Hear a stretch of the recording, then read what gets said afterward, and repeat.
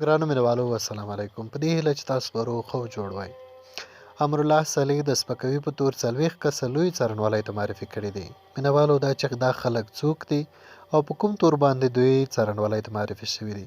په دې اړه باندې به ټول معلومات تاسو ته په دغه ویډیو کې درکو. خو مخکې له دې چې دا معلومات تاسو لپاره خپاره کړو، لومړی تاسو زموږ دغه یوټیوب چینل له ځان سره سبسکرایب کړئ ترڅو زموږ ټول معلومات تاسو ته په وخت باندې ورسیږي. امرالله صالح ځان ته د سپکوي په تور 40 کسه لوی څارنولۍ ته ورمعرفي کړي دي. د لوی څارنولۍ بیان جمشید رسولي وایي چې د زرغون بهیر بنسټګر او مشر امرالله صالح دوی ته له 40 کسانو شکایت کړی دی. د په خبره یادو کسانو په ټولنیزو رسنیو په تیره په فیسبوک او ټویټر کې امرالله صالح ته سپکاوی کړی دی او په همدې تړاو لوی څارنولۍ ته ورمعرفي شوي دي. رسولي وایي چې د قوانینو په چوکاټ کې به ټولو معرفي شوو کسانو پسې جلب لیکل شوی دی، خو تر دې دمه له دې ډلې 2 کسه د پوښتنو کرویګانو لپاره حاضر شوي دي.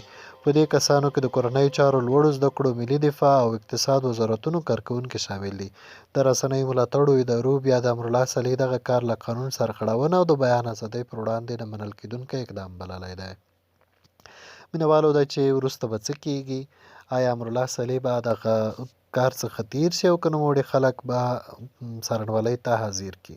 په دې اړه د نورو معلوماتو لپاره تاسو زموږ دغه چینل تعقیب کړئ او زموږ دغه چینل سبسکرایب کړئ ترڅو زموږ راتلونکي ویډیوګانې هم تاسو ته په وخت باندې ورسیږي.